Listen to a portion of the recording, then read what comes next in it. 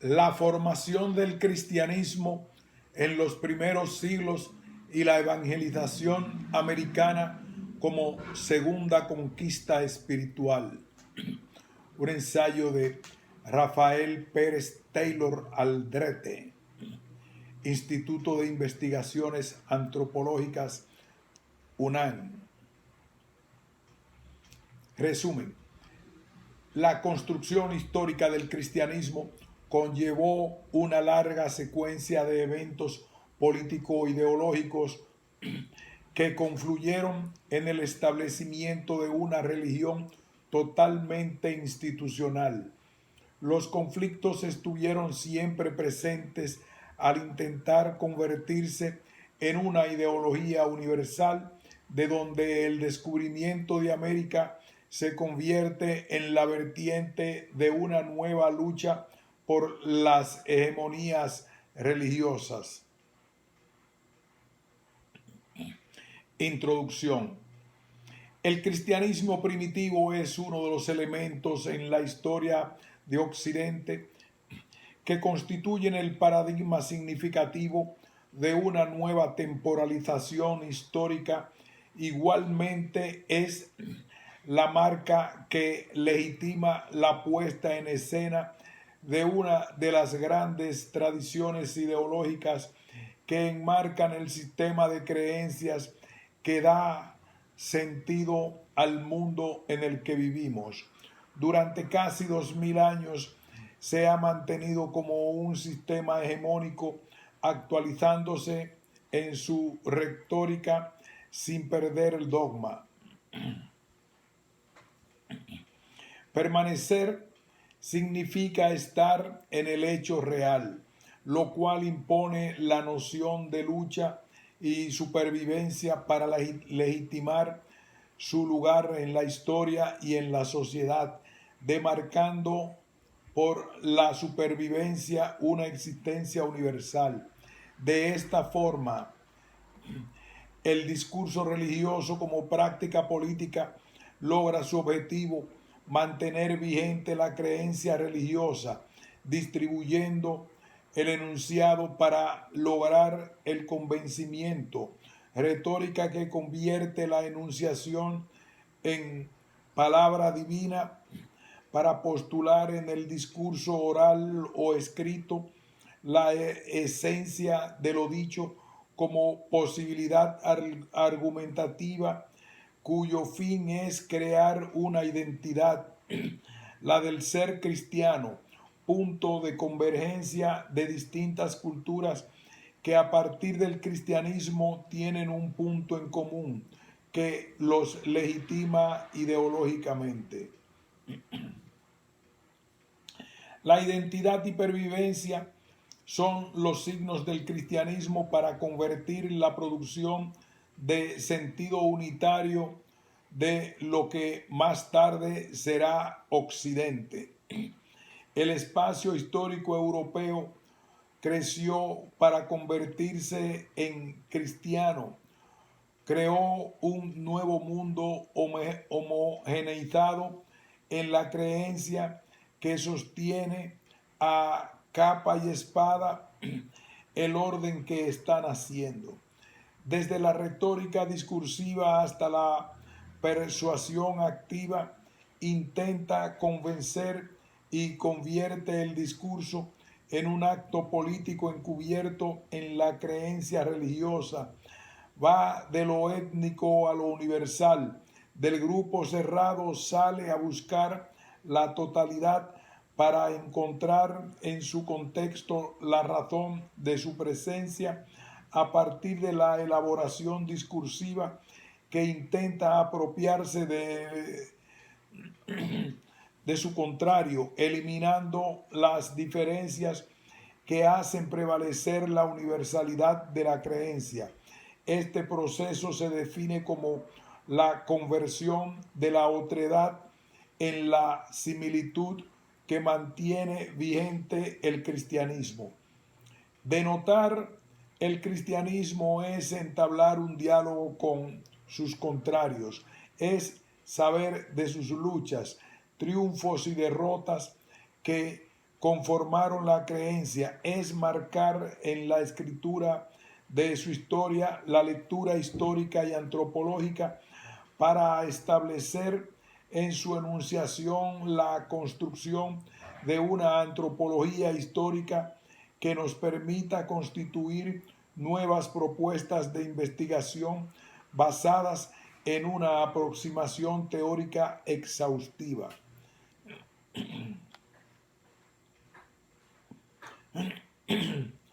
Mucho se ha escrito sobre los orígenes del cristianismo.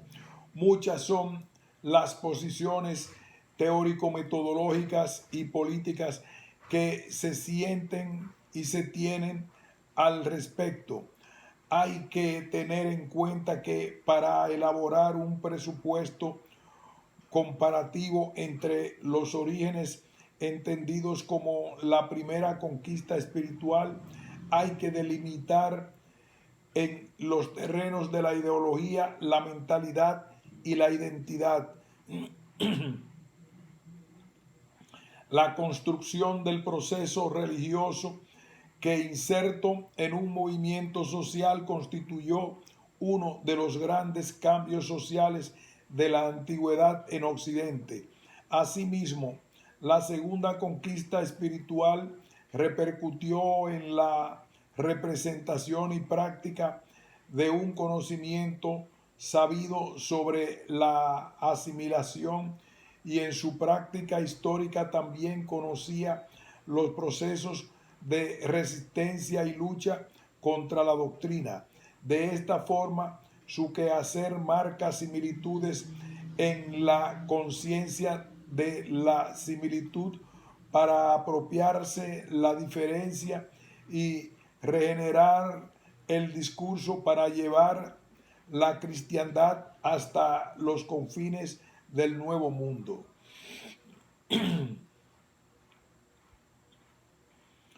Construcción de la historia. El cristianismo nace con la muerte de Jesús de Nazaret, 30 después de Cristo. Ello genera el principio de permanencia de sus enseñanzas para dejar a la posteridad la reafirmación de la creencia primordial, la de la llegada del Hijo de Dios. Sus continuadores marcan en el discurso las condiciones inmanentes de la vida del nazareno, es decir, las de vivir bajo los propósitos de la pobreza voluntaria, la humildad y la caridad que convierten al hombre en un arduo seguidor de la nueva fe. Discurso en realidad que dan a la historia la posibilidad de su existencia, sobre todo cuando quien denota la acción argumentativa se ha desposeído de este mundo para convertirse en un ser social para sí. El sujeto ha quedado al servicio de su comunidad. Su vida y su palabra son ahora parte de la ideología que profesa, constituyéndose en este principio la esencia del cristianismo en sus orígenes. Jesús era judío al igual que su madre. Sus seguidores eran judíos y su palabra era: no he sido enviado sino a las ovejas perdidas de la casa de Israel. Mateo 15:24. Id pues, enseñad a todas las gentes. Mateo 18:19. Id por todo el mundo y predicad el evangelio a toda criatura. Marcos 16:15. La enseñanza de Jesús recobra el ejercicio original de la palabra divina para reivindicar el punto inicial en el que el pueblo de Israel es el elegido de Dios, y recobrar el camino de la enunciación sagrada que irrumpe en el pensamiento y en la práctica social de Israel en ese momento, porque mientras su palabra recorre Galilea y al pueblo judío en general, la situación política imperante es la de un grupo étnico dominado por el Imperio Romano. invadido tributario, legislado por las leyes de Roma y apoyado desde el interior por las familias poderosas de Israel que buscan sacar el mejor provecho personal de la situación política. La oposición a la ocupación romana del territorio judío no se deja esperar y otros grupos menores sin tanto poder ofrecen resistencia, una veces activa y otras veces pasivamente. En ese momento Jesús con su palabra moviliza a los más desprotegidos de la sociedad judía. Sus seguidores, pobres, enfermos, menesterosos, los olvidados del mundo, siguen la ruta de Jesús oyendo y practicando sus enseñanzas hasta convertir el predicador en una entidad sagrado-política que cuestiona el orden establecido en el interior de la casa de Israel. En ese momento se convierte en un peligro político para el Estado. Después es detenido por los judíos y juzgado, pero como la ley judía no contiene la pena capital para este tipo de delito, es entregado a la jurisdicción romana para que sea torturado y ejecutado con el beneplácito de la casa de Israel. Así Jesús es crucificado y muerto, y con ello nace el cristianismo. Esta es parte de la historia, pero ¿qué hay detrás de todo esto en la historia de los judíos, en la que los romanos y en la del mismo Jesús, donde están las causas de su sacrificio más allá del dogma religioso? Mucho se ha investigado y escrito hasta la fecha al respecto y variadas son las versiones e interpretaciones que se tienen, pero lo que hay que dejar claro es el papel histórico de Jesús como reformador del orden existente, como el hombre que legitima la palabra de Dios entre los judíos y que intenta llevarla a los límites de la prerrogativa étnica para desbordarla atravesando fronteras para legitimar un nuevo orden de creencias a nivel universal.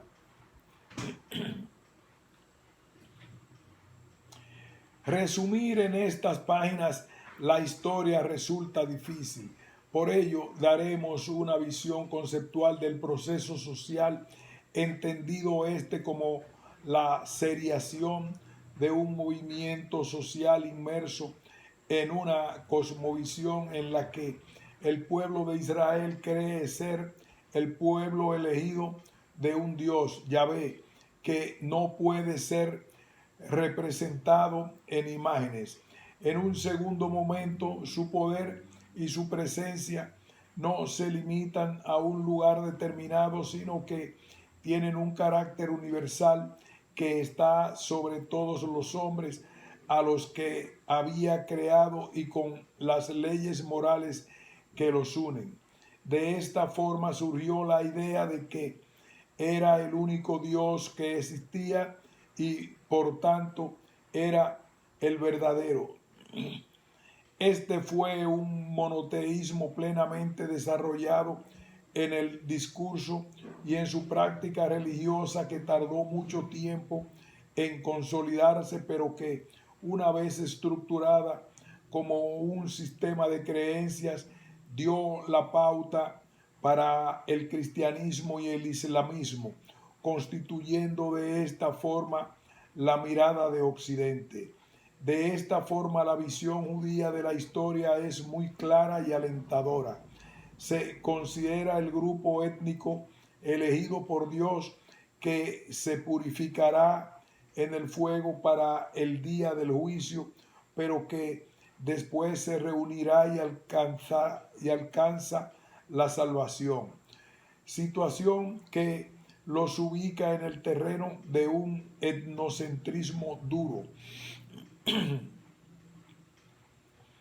En sus prácticas religiosas, morales y políticas se manifiestan como el grupo supremo.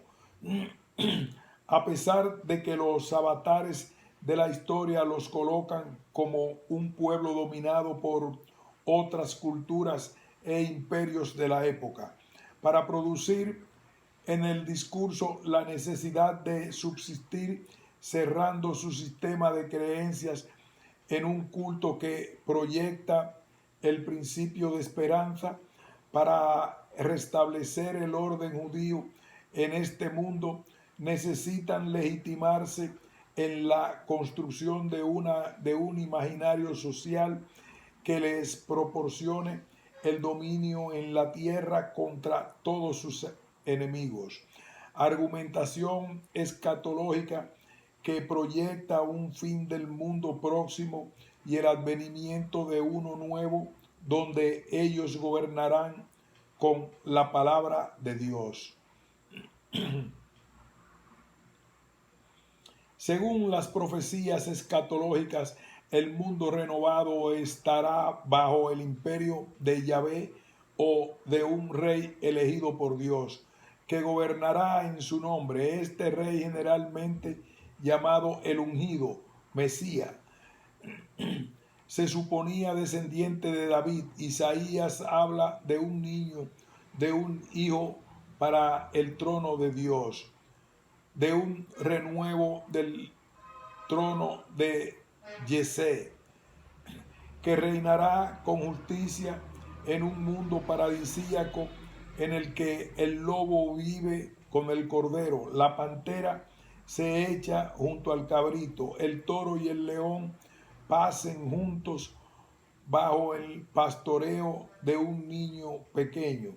Zacarías reparte la dignidad mesiánica entre la autoridad temporal de Zorobabel, el poder espiritual y del sumo sacerdote Josué. En otra predicación describe la entrada del rey mesiánico Asno en Jerusalén.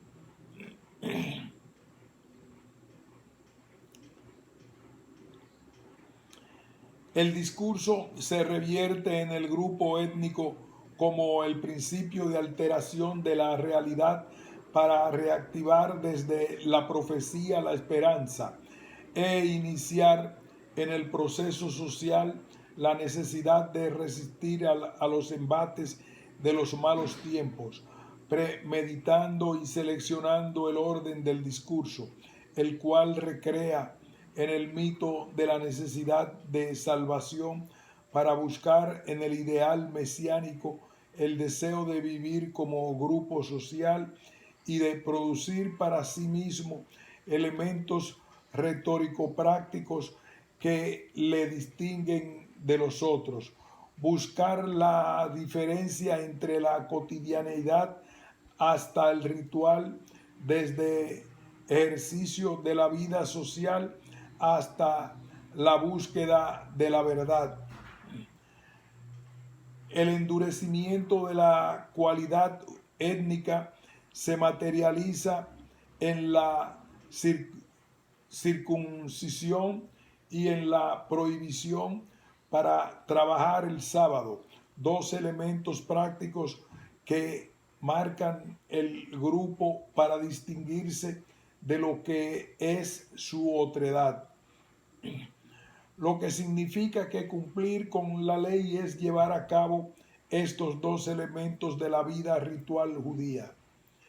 La fe monoteísta inculca en este sentido una identidad étnica que incluye en la vida cotidiana el sistema de restricciones como prácticas reguladas que generan sentido a su existencia. Como ya mencionamos, fueron la circuncisión, el sábado, más las restricciones alimentarias. La circuncisión y el sábado fueron como dos sacramentos de unidad para el judaísmo. La observancia del sábado, fiesta de luna llena, formaba parte de las costumbres religiosas más antiguas de Israel, codificada en los decálogos, en el sábado de la fiesta, en los santuarios, pasó a ser así el día de reposo consagrado al Señor.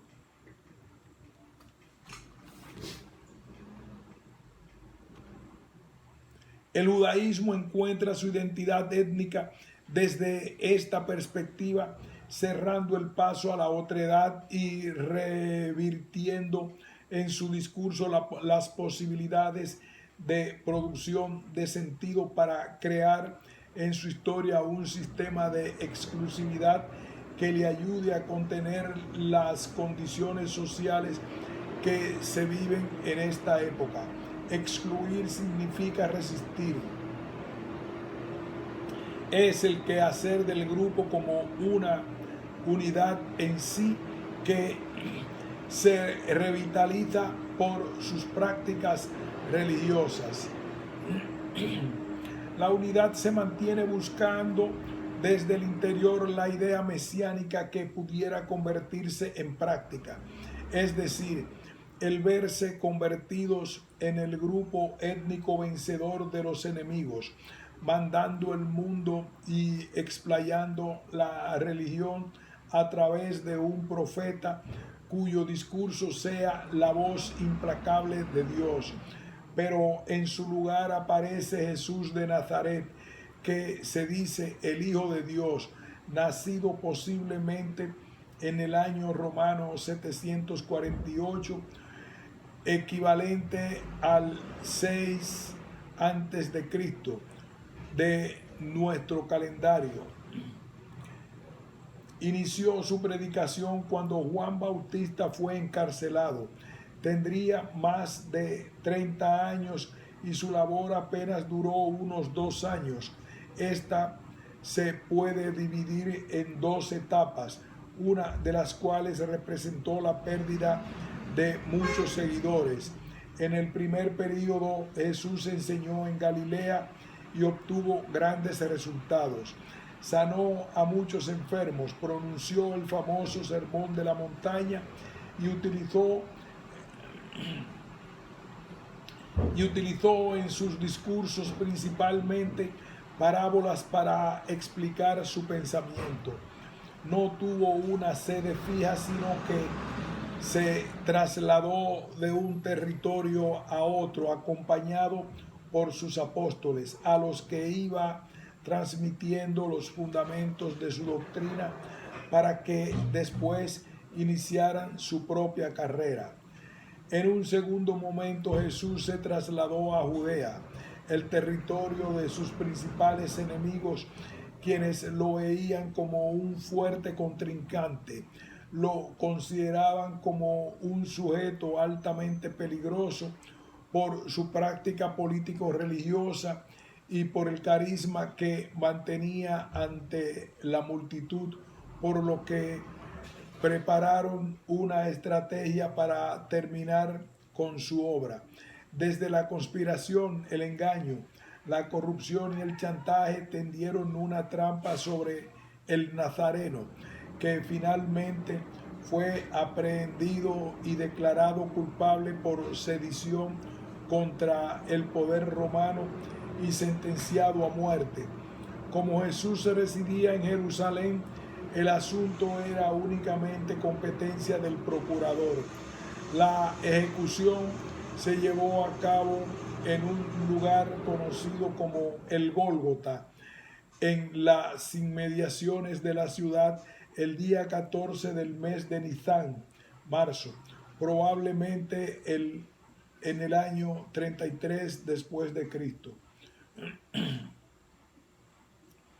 Hay que tomar en consideración que la conspiración contra de Jesús fue una trampa preparada desde la élite judía, que nunca vio con buenos ojos la enseñanza del llamado Mesías, para que fuera juzgado por las leyes romanas y no por las judías, ya que en estas últimas no existía la pena capital. Los judíos vieron un peligro en Jesús por el planteamiento que hacía de la relación entre Dios y el hombre, definición alcanzada por medio de la revelación de un grandioso plan de la mente divina, comprensivo de la creación, la redención, la salvación y la gloria final.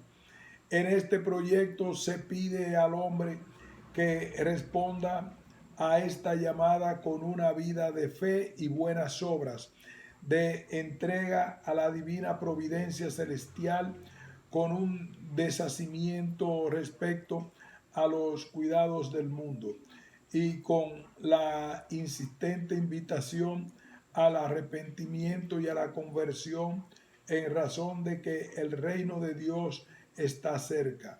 De esta forma nos ofrece el más alto ideal de la moral individual y colectiva, que se presenta en unos cuantos principios. Sermón de la montaña.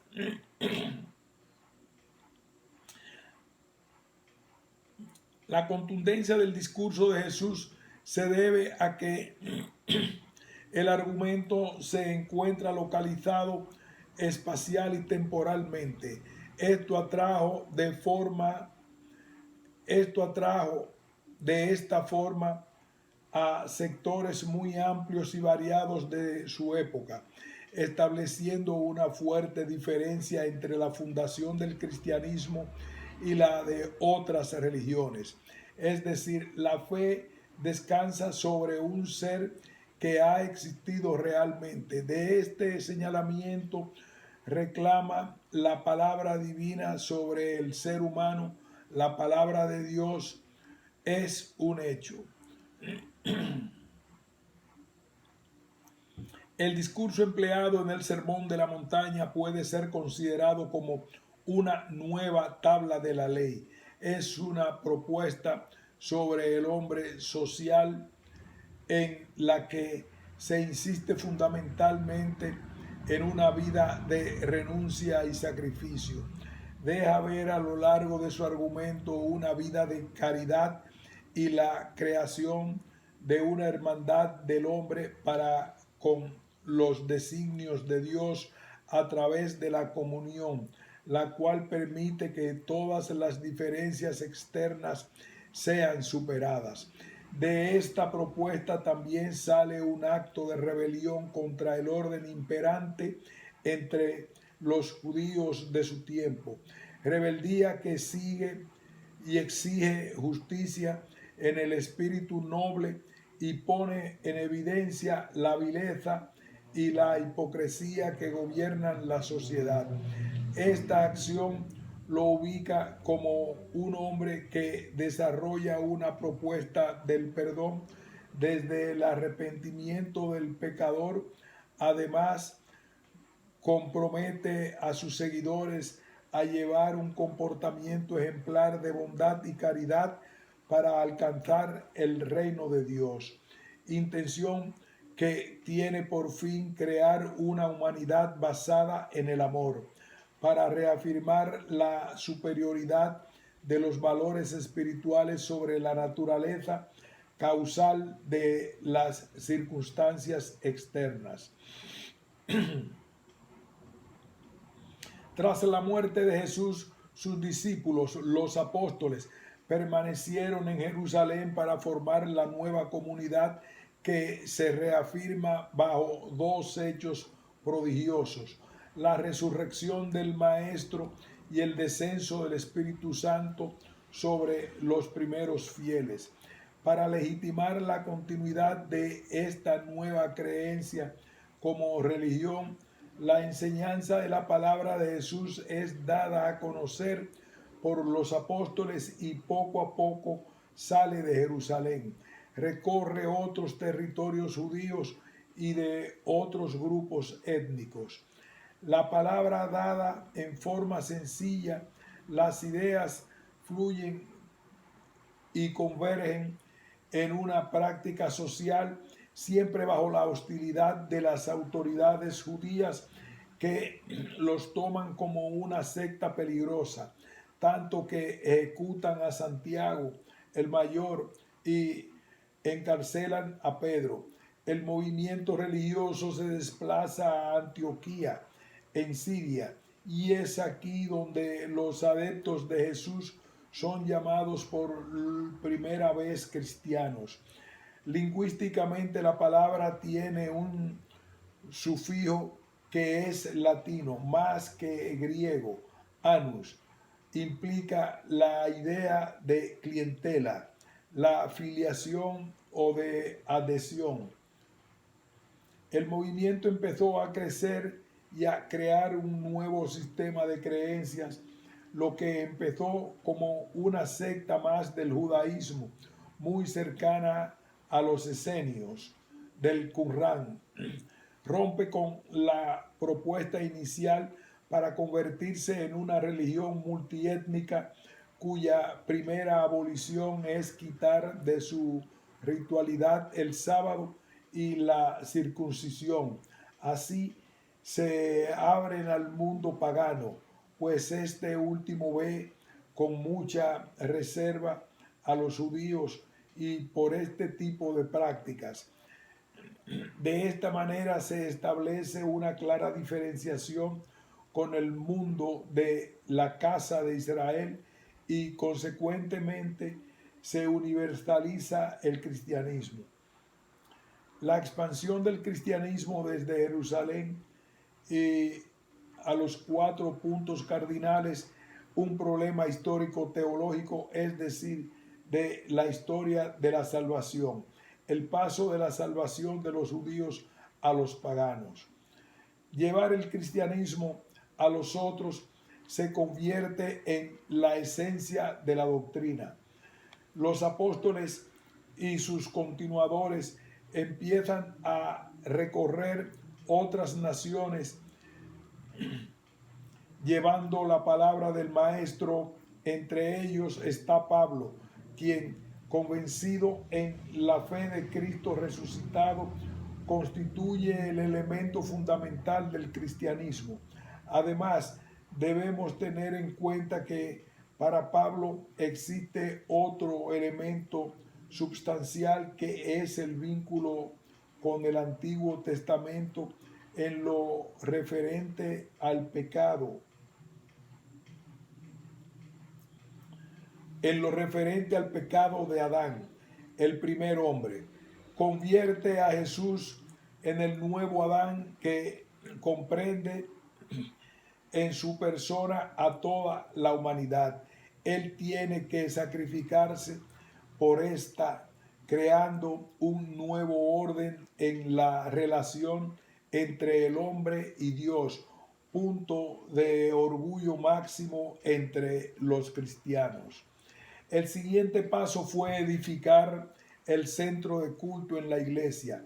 Esta representa el cuerpo místico de Cristo, entendido como un organismo vivo en el que cada miembro sabe su deber y coopera en una perfecta armonía según lo que Dios ha designado. Es el principio de la organización político-religiosa del cristianismo primitivo. Determinación que el mundo pagano y el judío no ven con entera benevolencia e inician un periodo de acecho a esta nueva religión que se manifiesta poniendo en entredicho la doctrina y atacando ideológicamente el cristianismo, que finalmente termina con la persecución. Oficialmente expulsados de los lugares públicos y puestos efectivamente fuera de la ley, los infortunados cristianos fueron perseguidos por la chusma, golpeados y apedreados en las calles y después arrestados, arrojados a las mazmorras. Los esclavos paganos pertenecientes a los prisioneros fueron encarcelados y torturados para obtener testimonios incriminatorios de sus amos. Finalmente hubo algunos que afirmaron que sus amos mataban y comían niños y se entregaban a orgías promiscuas e incestuosas.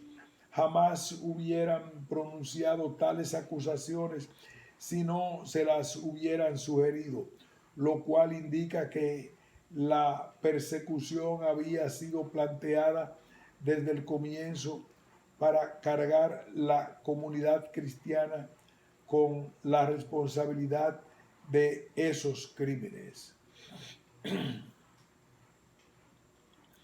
El naciente mundo cristiano es agredido con violencia, retomando como argumento político un ataque que confrontaba al pagano consigo mismo. Era una lucha en la cual los cimientos de la moral y la civilización pagana entraban en contradicción, porque se intentaba desintegrar en el orden en el cual vivían los artífices del discurso que atacaban haciendo prevalecer el orden moral, derrumbando las costumbres y las prácticas que constituían la sociedad de esa época. Se adjudicaban a las prácticas cristianas las más bajas pasiones y con ello se tachaban sus rituales de supersticiones. La resistencia ideológica no se hizo esperar y los cristianos argumentaron en contra de sus enemigos diciendo: los cristianos, por la naturaleza misma de su religión, solo podían vivir excluidos. Su Dios era también Señor del universo y por tanto requería de los fieles una lealtad total. El conflicto entre sus exigencias y las del mundo imperial era, pues, inevitable, pues los primeros cristianos no eran revolucionarios políticos, pero sí milenaristas. Desde su punto de vista, el mundo se representaba como dominio del mal, reino del diablo, y defectiblemente se hundirá en un mar de fuegos y sería sustituido por un mundo perfecto en el que Cristo, retornado a sus santos, recibirían por el poder de la gloria. El Imperio Romano era considerado como el representante del diablo en la época. Oponerse a sus designios significaba para los cristianos llevar no una lucha política, sino escatológica. Roma, con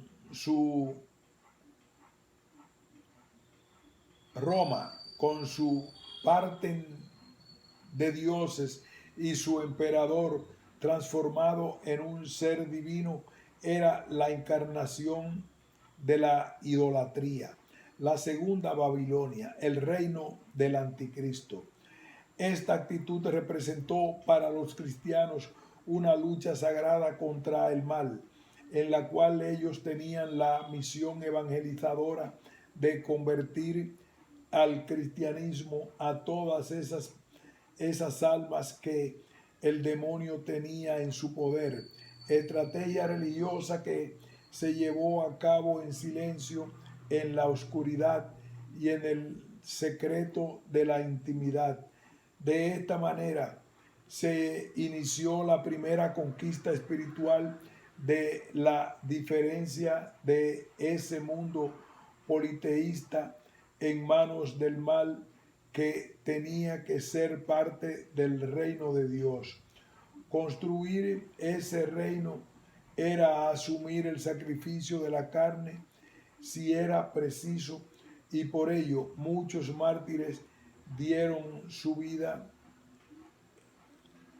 en el circo y en otros lugares más entregados a la espada o a las garras de algún animal.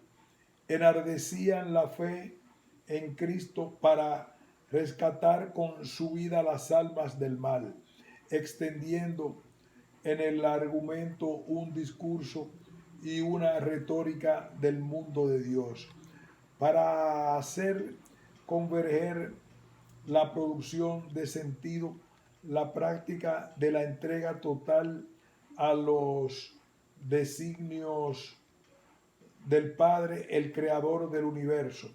Esta creencia emitida desde la práctica de Jesús, llevada a sus máximas consecuencias por los apóstoles y registrada en el saber cristiano a través de la oralidad en la primera instancia y después a través de la escritura de Pablo y de los 4 evangelios, aceptados más una cantidad incierta de documentos apócrifos, permitió crear un discurso sobre la enseñanza de Jesús que terminaría convirtiéndose en el Nuevo Testamento. La obra sentó los cimientos de una genuina indagación crítica que aclaró una gran cantidad de puntos y descubrió lo que podría llamarse la prehistoria del cristianismo, que va de la enseñanza de Jesús a la misión evangelizadora de los apóstoles hasta la construcción de la iglesia como un centro motor del cristianismo. Discursividad e interpretación.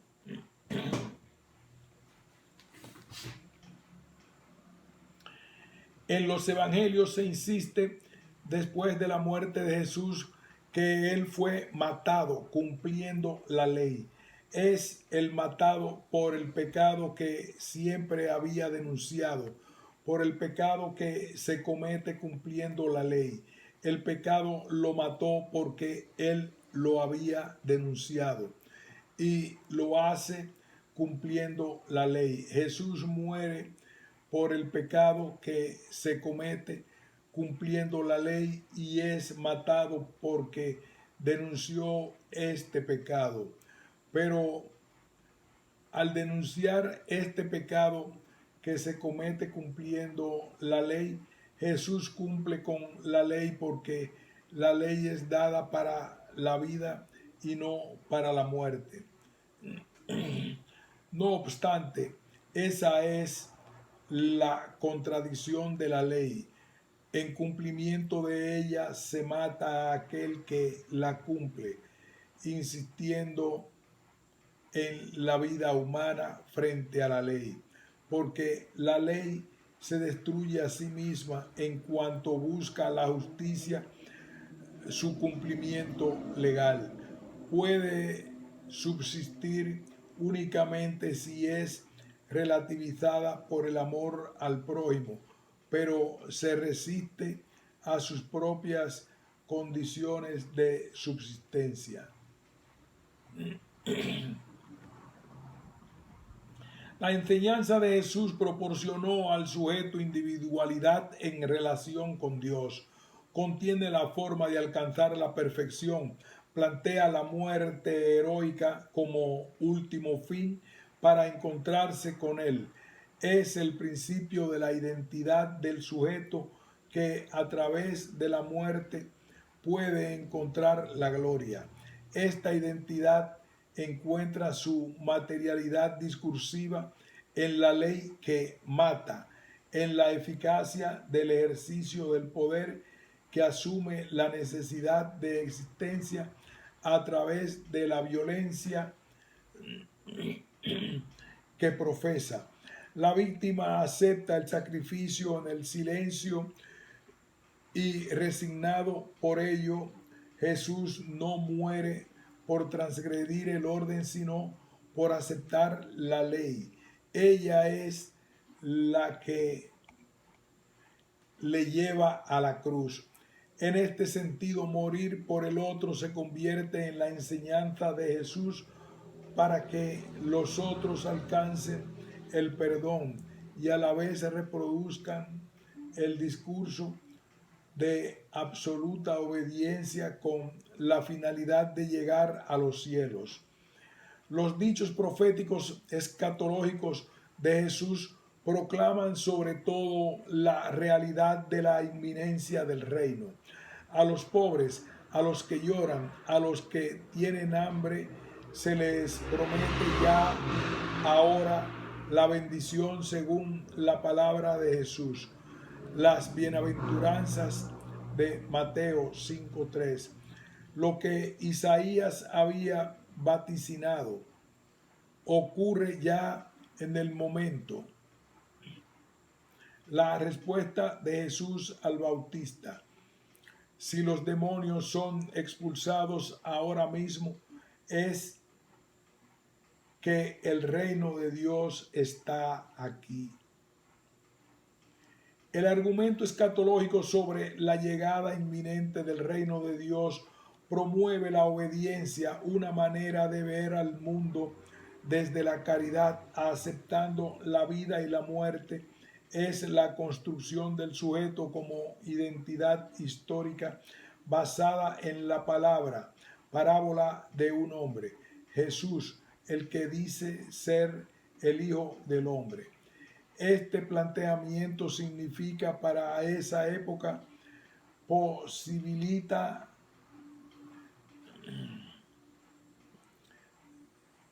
el crecimiento de la creencia entre los pobres que siguen el mensaje divino, enunciación discursiva que convierte a Jesús en un líder social. Su muerte proveyó al discurso el mensaje divino, pues convertido en hombre murió por la humanidad para pagar las deudas que se tenía con Dios, que en adelante cambió la connotación del discurso, pues ser un Dios justiciero, el Jehová de los judíos, se convirtió en un Dios de amor, cristianismo, emulación que da principio con los 4 evangelios y que lleva con Pablo y sus sucesores a establecer la iglesia como una institución piramidal que estratifica el poder de la nueva iglesia cristiana. La enseñanza posterior a la muerte de Jesús profesada por sus continuadores transmitió la base religiosa de lo que narraban. Su tarea era edificar los fieles y convencerlos de que Jesús era el Mesías, denotando su vida y sus incidentes cotidianos de su marcha e iniciación, dejando en claro la situación geográfica e histórica de las circunstancias que rodearon su vida, transmisión que se llevó a cabo mediante la oralidad, lo que obligaba a los narradores a establecer pautas discursivas muy precisas para poder establecer la legalidad de lo narrado como acto sabido y vivido, mientras que la escritura de los mismos hechos convertidos en los evangelios se llevó su tiempo. Los recuerdos resaltaron los hechos extraordinarios de su vida, las impresiones más rotundas, las cuales legitimaron la fe en la memoria colectiva de los primeros cristianos, así como la naciente historia del cristianismo. El texto se transcribió de la lengua hablada en arameo a la escritura en griego, que era la lengua del mundo mediterráneo, por lo que el idioma del Nuevo Testamento fue en su primera versión griego. De esta manera nació el texto religioso que marcó la nueva alianza, el principio discursivo sobre la historia del cristianismo, dividido en los libros históricos que contienen los evangelios de Mateo, Marco, Lucas y Juan, las cartas de Pablo, Pedro y Juan y Judas, así como el Apocalipsis o Revelación. Este fue el corpus que confluyó en la construcción textual del nuevo libro sagrado, aceptando como parte del mismo lo correspondiente a la antigua alianza, es decir, el llamado en adelante el Antiguo Testamento. Por otra parte, debemos considerar que el cristianismo también buscó conversión de los romanos, aunque hay que tener en cuenta que los cristianos no encajaban en ninguna de las cosmovisiones de la época. Su religión era nueva y marcaba una diferencia muy importante con el judaísmo, razón por la cual su culto se podía considerarse legal, pues no estaba amparado por la inmunidad que gozaban los judíos. Más aún, debía ser condenado y ejecutado por crímenes políticos contra Roma. El cristianismo en estos primeros tiempos luchó y enfrentó desde la pasividad el orden romano, resistió las persecuciones del imperio que veía en esta religión evidencias del paganismo y ateísmo. Las turbas romanas no aceptaban la nueva creencia, así la persecución de cristianos y de sus familias se extendió por el imperio. En la mayoría de los casos, el cargo acusatorio de alteración del orden imperial por consiguiente, la afectación del poder del Estado. De esta forma, el cristianismo sufrió las inclemencias del poder estatal, aglutinando en su seno la esencia del mal, desde el punto de vista del Imperio Romano. A la larga, el cristianismo ganó la lucha ideológica cuando el Imperio Romano se convirtió. Muchas son las historias que pueden contarse sobre estas persecuciones, pero baste decir que en los 3 siglos aproximadamente del asentamiento como religión, esta resistió a través de una profunda fe en el reino del Señor, pensamiento mesiánico del fin de los tiempos que les ayudó a subsistir sobre todo si tomamos en cuenta el paso necesario del individualismo para encontrarse con Dios, donde cada hombre puede ser oído por el Ser Supremo sin la intermediación del profeta o del sacerdote. Este paso en la naciente religión permitió que los seguidores tuvieran una mayor paz espiritual al estar ellos mismos cerca de Dios y de su palabra divina. Este soporte potencial dio nacimiento a la Iglesia como la jerarquía política de Occidente, con una edificación totalmente vertical y asignando con el discurso elementos de la enseñanza de Jesús en los que la obediencia era incuestionable. El individualismo sentó las bases para el futuro cristianismo como discurso político. De esa forma, la resistencia, la obediencia y el individualismo fincan la conquista espiritual de Occidente en los primeros siglos de nuestra era. La segunda conquista espiritual. Europa durante 1500 años dedicó su estrategia discursiva a consolidar el poder del cristianismo, reforzándose en algunas tradiciones paganas como las del mundo clásico. Durante este tiempo experimentó la confluencia y choque con otros sistemas de creencias, por lo que tuvo que definir su propio territorio.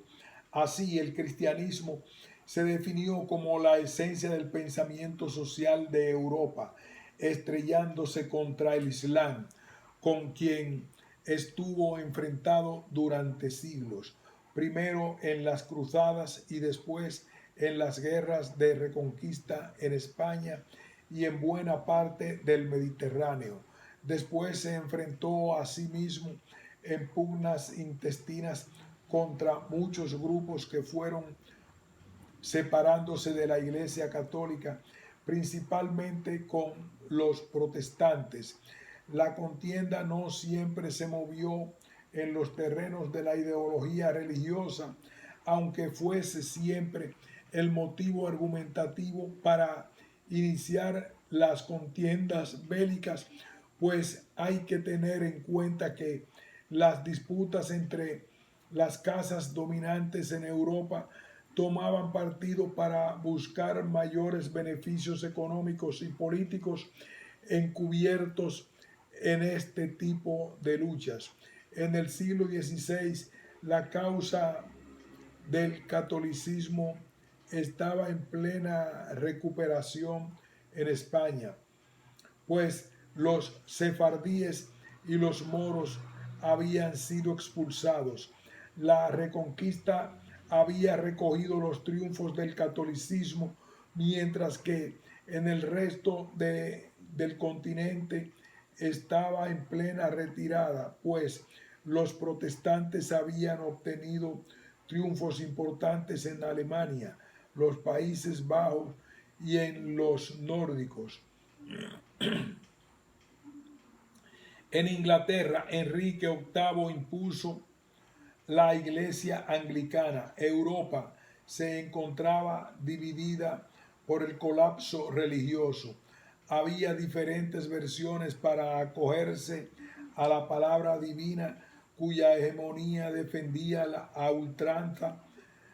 Era el principio de la distinción y, en pocas palabras, era el nacimiento de la modernidad, porque con este concepto nacía la necesidad histórica de la idea del progreso.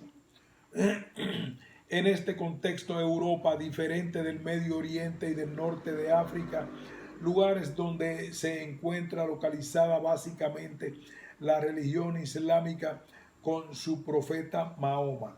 El mundo conocido estaba dividido en pugna la acepción y la negación de la religión se expresa a través de la convicción étnica y de la espada. El territorio se marca con el principio de diferenciación y las bases de la diferencia se encuentran en la Biblia y el Corán. La similitud aprende del otro y ambos resisten los embates de la historia de su distinción. El discurso vierte su ideología a través de la lengua, la etnia y el territorio en términos de inserción al credo, para iniciar en la argumentación una lucha continua y prolongada que va desde las armas de la economía y a la política. Estos diálogos conforman procesos históricos de los que la similitud entiende y aprende a buscar en la diferencia el reforzamiento de su propia identidad regional, étnica, nacional y religiosa. Es el principio de las totalidades que cierran las interpretaciones del mundo a partir de lo que debe existir y lo que no. Mundo dual que confluye en una lucha de contrarios que establece un equilibrio. El mundo dividido en dos polos opuestos que se conocen y se excluyen para encontrar en el discurso la lucha por la identidad. Es la acción de la palabra que denota la memoria histórica y en nuestro caso es la confirmación de Occidente. Lo europeo escribe la historia, dice y habla de los confines del mundo, enuncia sus fronteras y describe a quienes según ellos no tienen historia. Su escritura convence y crea una armonía única basada en el etnocentrismo tomista. Ellos dicen dónde está la verdad y en qué términos es el acto simbólico de la consagración que interpreta el alrededor y el interior como la esencia de Occidente. A partir de esta concepción, la idea del mundo queda establecida y Europa, similitud, escribe la historia y el resto del mundo conocido.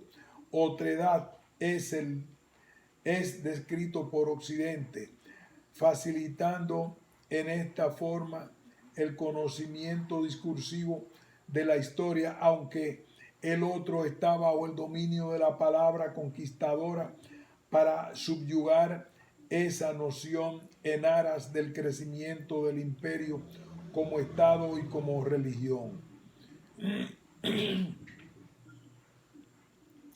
La otredad desde la similitud pierde su voz y Occidente la describe. No importa si esta otredad se explica y se define a sí misma, es una continuidad aplastante bajo una unidad argumentativa de diferencia. Desaparece para convertirse en móvil para ser civilizado, y esto significa ser cristianizado, conquistado y convertido en servicio de la civilización, de un modelo que niega por definición la diversidad. Al mismo tiempo, la similitud desde esta perspectiva es la unidad del bien, que como bien común queda inmersa en la historia, que le provee de un aire institucional que describe sus quehaceres, imponiendo desde el discurso la posibilidad de generar continuidades que faciliten la comprensión del régimen en el que se vive. Por otra parte, la otredad queda inmersa en el mal, porque al ser la negación de la similitud, determina un sistema que debe ser aplastado para poder ver en su discontinuidad los emblemas de un orden complementario, pero inferior en su desarrollo al de la similitud.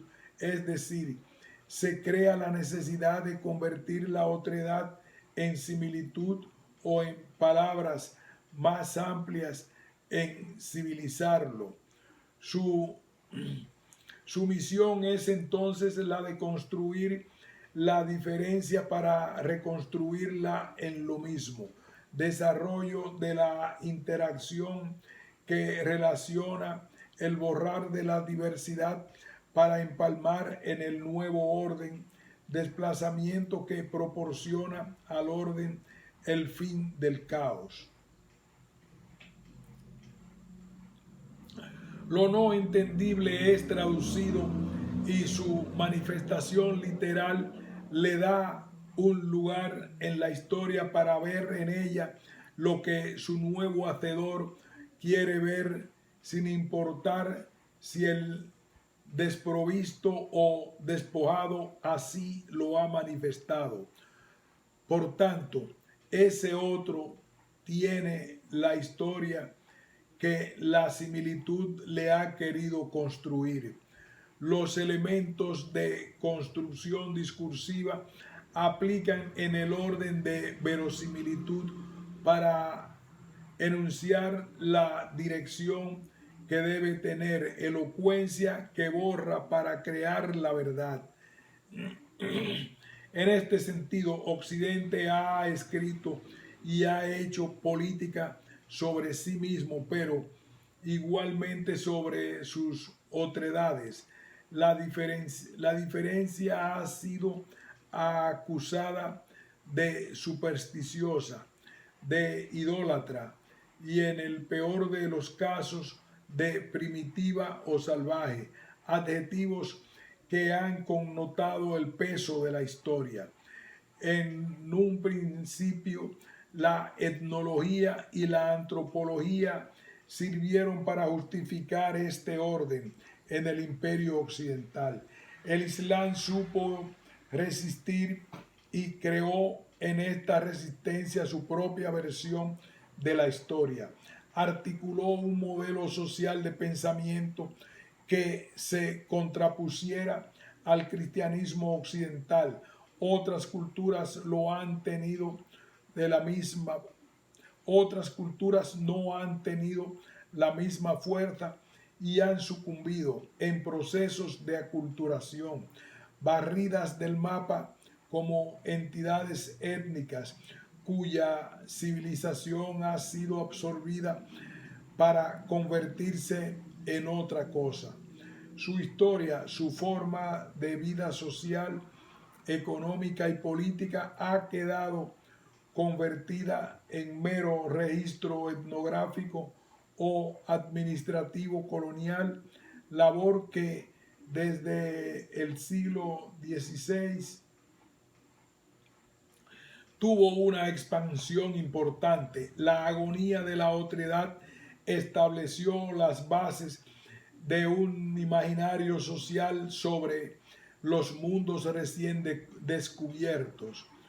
Podríamos afirmar que la investigación del otro, la escritura de América, en esta perspectiva no ha sido durante 5 siglos otra cosa para Occidente que la afirmación de sí mismo. Como todos sabemos, la conquista de América tuvo dos fases. La primera basada en la estrategia militar que hizo sucumbir a los grupos indígenas al enfrentarse con una tecnología destructora mucho más contundente a, a la par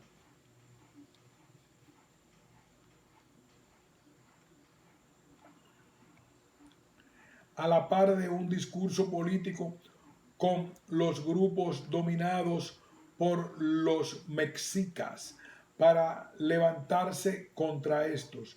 Por otra parte, y a continuación de la lucha armada, dio principio la conquista espiritual, es decir, el dominio ideológico de los grupos derrotados, además del dominio material a través de un nuevo sistema de creencias que garantizara al imperio niveles de seguridad para hacer prevalecer su orden, el nuevo orden en construcción desde la perspectiva occidental. En cuanto a la cultura material, el modelo de la ciudad indígena fue modificado por el proyecto europeo y particularmente por el español. En cuanto al sistema productivo, la agricultura se modificó paulatinamente y se empezaron a cultivar los productos alimentarios europeos. Los productos nativos se siguieron cultivando para la subsistencia de los grupos indígenas. Se importó ganado de Europa que en América no existía. El cambio y transformación del ecosistema marcó la pauta para el nacimiento de grandes epidemias que diezmaron a la población indígena. Más que en la guerra, murieron por hambre y enfermedades. La población disminuyó notablemente. Solo siglos más tarde se empezó a recuperar muy lentamente, y si aunamos a este proceso de construcción material de un sistema cultural que quienes hicieron el registro de su historia prehispánica y de su propio espacio histórico fueron en su mayoría los europeos, con algunas excepciones en que algunos indígenas hicieron el registro histórico. Podemos decir que la interpretación histórica de estos grupos se plasmó desde la perspectiva de quienes escribían los textos de la época. Los primeros en escribir fueron los conquistadores, quienes plasmaron sus sorpresas en el mundo que habían encontrado, pero siempre alargando lo conocido, similitud para expresarse de lo desconocido, otredad. Sus descripciones parten de sus propios conocimientos occidentales del mundo e inician un sistema de comparaciones y analogías para poder definir la diferencia. Desde su lengua y civilización explican lo que han encontrado. Así, Hernán Cortés ve en Tenochtitlán, Venecia italiana, y en los templos mexicas las mezquitas musulmanas, extensión discursiva que arremete para explicar lo no conocido. Muchos ejemplos más se pueden dar sobre este primer contacto, pero basta decir que la práctica discursiva que enuncia una realidad para nombrarla y convertir así en sujeto la argumentación de lo que se tiene frente a sí es el principio de construcción que posibilita su seriación como continuidad histórica.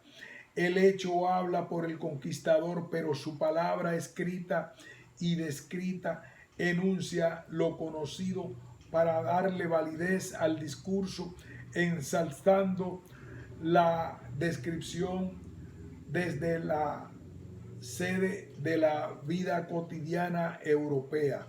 Un segundo momento es cuando llegan a México los primeros expertos en la cristiandad en 1524.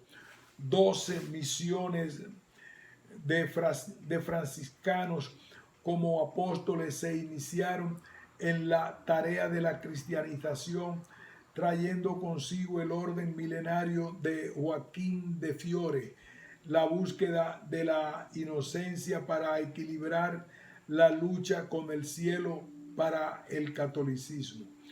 En Europa el catolicismo había perdido varias guerras. La conquista de América representaba la oportunidad para recuperar esas miles de almas que podían ser conducidas a Dios. El catolicismo intenta recuperarse en este nuevo mundo, pero para ello hay que iniciar una cruzada de dos sentidos: convertir a los indígenas para llevar sus almas al cielo y llevar el registro escrito de todo lo que han encontrado en un mundo lleno de idolatrías, herejías y superstición, que debe ser socavado por esta nueva conquista espiritual. Es el anuncio de una segunda escritura que sirva para describir la otredad de la similitud. Es el principio de una nueva historia con la finalidad de occidentalizar.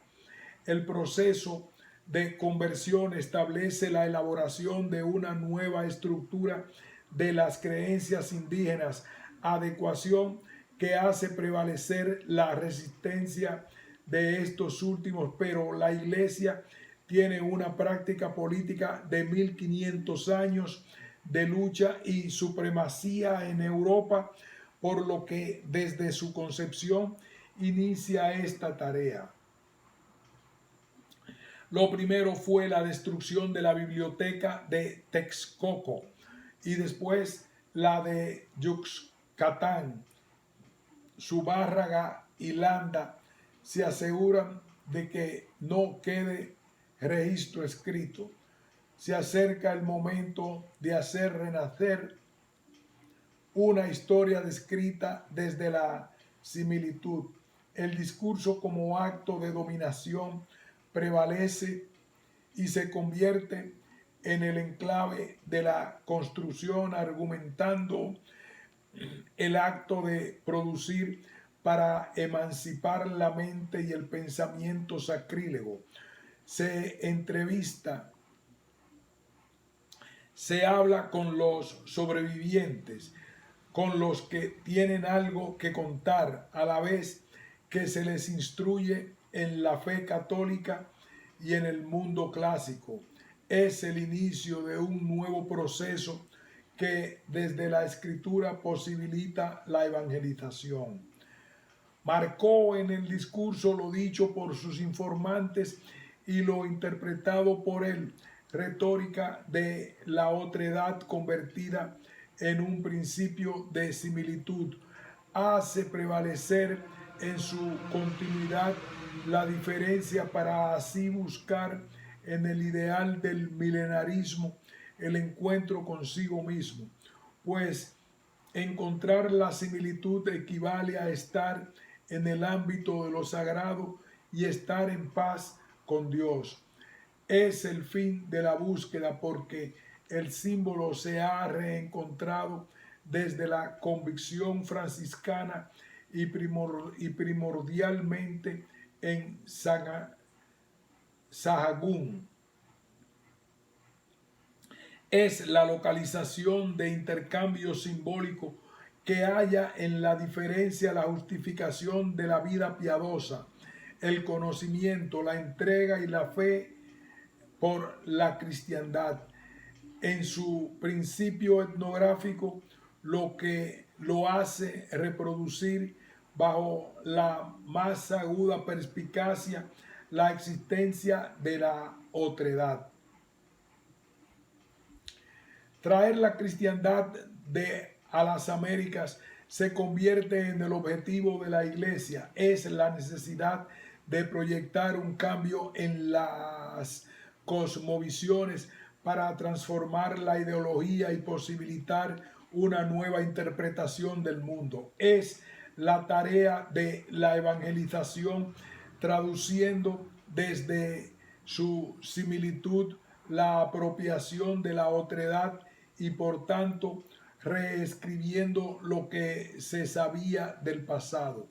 La estructura del discurso se transforma para utilizar, pero claro, conocer a fondo primero el acervo cultural de los mexicas para edificar una sociedad amerindia cristiana, aferrada a su primera y original identidad, protegida por sus propios valores, una vez limpios de toda idolatría. Nos dice Georges Bourdieu. Pero hay que tomar en consideración que también era la base para poder regresar a los orígenes del cristianismo primitivo, para encontrar en el retorno el principio de la doctrina. Para ello fue necesaria toda una campaña de entrega y conocimiento de la otredad que continuó durante los años posteriores a la conquista con recorridos por todos los territorios, aprendiendo las lenguas y hablando con la gente, intercambiando saberes que les permitieran introducirse en el discurso de la otredad. Hablando y traduciendo, crearon un intercambio simbólico. Después seleccionaron a los mejores portadores de las palabras, los que conocían la antigua sabiduría y las historias que ya no se contaban, para ser narradores nuevamente bajo la enseñanza franciscana. Uno de sus mejores exponentes fue Fray Bernardino de Sahagún, que inició un plan para investigar y escribir todas aquellas historias. Su obra final consta de 12 libros que hoy conocemos como Historia General de las Cosas de la Nueva España o Códice Florentino, escritos en náhuatl y en español para facilitar su lectura. Su trabajo original se tituló Primeros Memoriales y comprende lo que más tarde serían los libros cuarto, quinto, séptimo del Códice Florentino.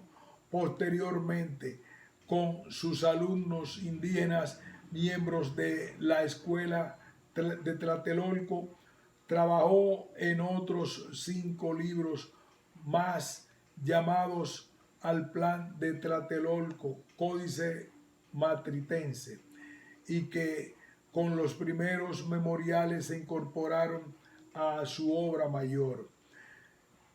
Sahagún se basó en las pictografías cuyas representaciones contaban la historia en imágenes, retomando el viejo orden de los tlacuilos. Realizó su obra con una estética textual distinta a la original porque, como ya sabemos, los códices, lienzos y mapas prehispánicos fueron escritos desde una perspectiva distinta a la utilizada por el franciscano.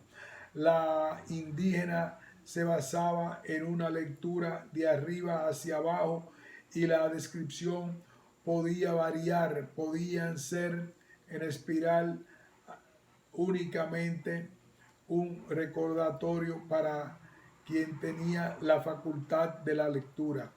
Además, la glífica enmarcaba un enunciado que, como discurso, representaba un proceso histórico, social, religioso, etc. El contenido variaba y su comprensión se destinaba a un regulamiento deconstructivo.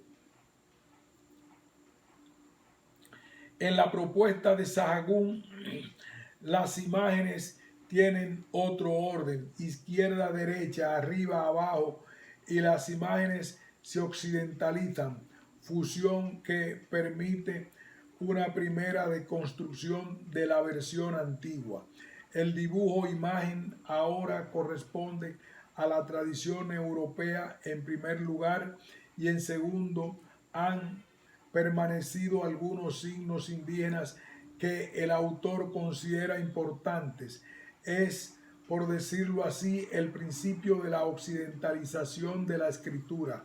Las imágenes superpuestas evocan la estética renacentista, aunque en una versión elemental después de la descripción de Nahuatl y español limita la estructura del discurso. Este proceso se aplicó a muchos pictogramas indígenas cuya lectura interpretativa fue escrita sobre el texto original, superposición que señala el poder del nuevo discurso. En esta forma, el texto indígena, la escritura occidental y la retórica misionera establecen lo que es la historia de América, occidentalizando y cristianizando en el discurso la justificación histórica. Encontrar lo que se espera tener en el ideal del milenio es la acción de quien escribe para conocer las idolatrías, las herejías y todos aquellos inconvenientes que le hacen ruido a la evangelización.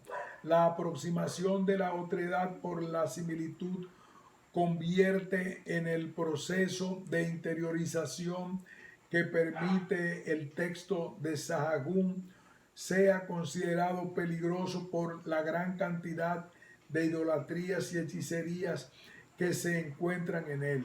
La obra fue retirada de la circulación, aunque por lo menos 2 copias aparecieron tiempo después. De esta forma, el conocimiento del otro permitió la evangelización en la búsqueda de la historia perdida reencontrada de nuevo.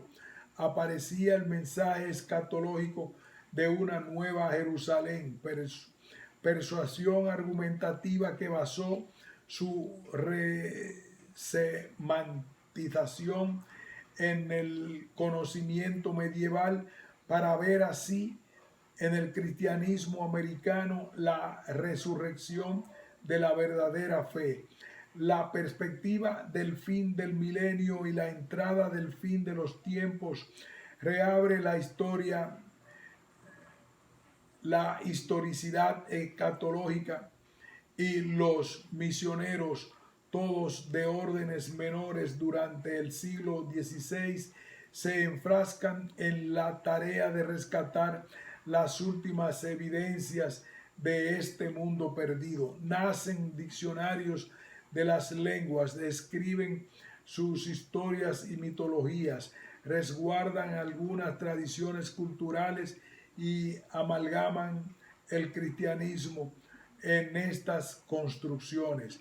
Todo el saber de la historia de los amerindios se utiliza para poderlos limpiar de sus idolatrías y hechicerías, para restaurarlos en el orden de Dios y del cristianismo. Lucha sin tregua que los misioneros mendicantes realizan, pues critican desde el año 1000 el poder de la iglesia y sin desviarse hacia una nueva religión o secta del cristianismo proponen el retorno milenarista del origen al origen perdido.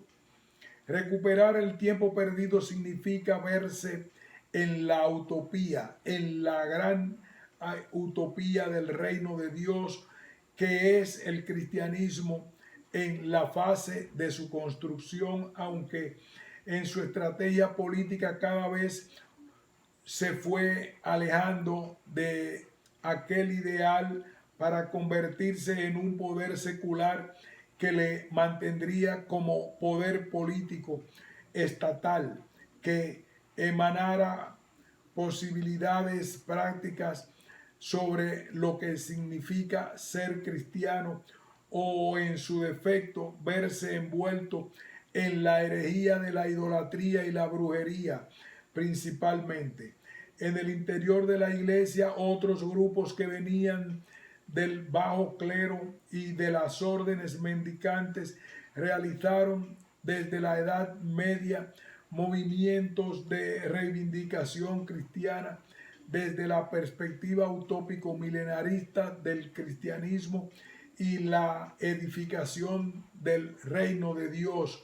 Muchos movimientos y caudillos dirigieron las luchas y, enfrascados en la pobreza voluntaria, tomaron las armas y la palabra para profesar su fe en Jesucristo y en la llegada del nuevo Mesías.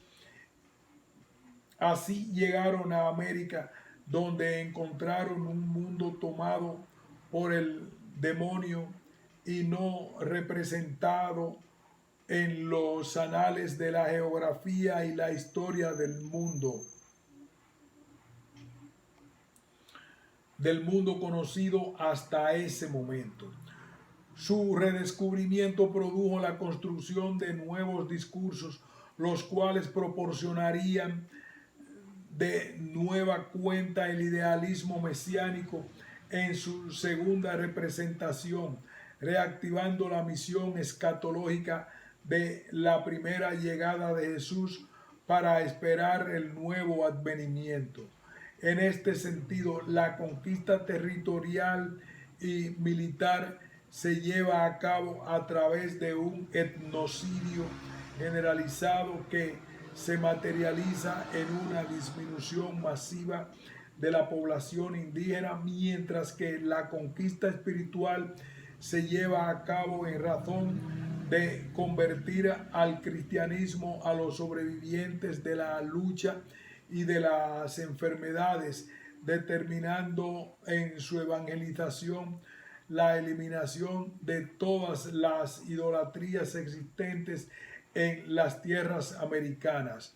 Las políticas del trabajo forzado y la sumisión religiosa los conduce a una carrera desmedida para llevar las almas a Dios a través del bautismo, porque después de todas las guerras religiosas en Europa, el cielo católico había perdido el equilibrio con sus otredades, y ahora era el momento de restablecer ese orden. De esta forma, la vida del indígena pierde su sentido. Lo que importa es su alma, que debe ser llevada al Señor, porque mientras muere por el trabajo forzado es bautizado y llevado hacia Dios. La vida pierde su sentido y la lucha política se reafirma en la cristianización. El poder secular avanza y justifica el ideal milenario para después desplazarlo en el reacomodo de las fuerzas políticas.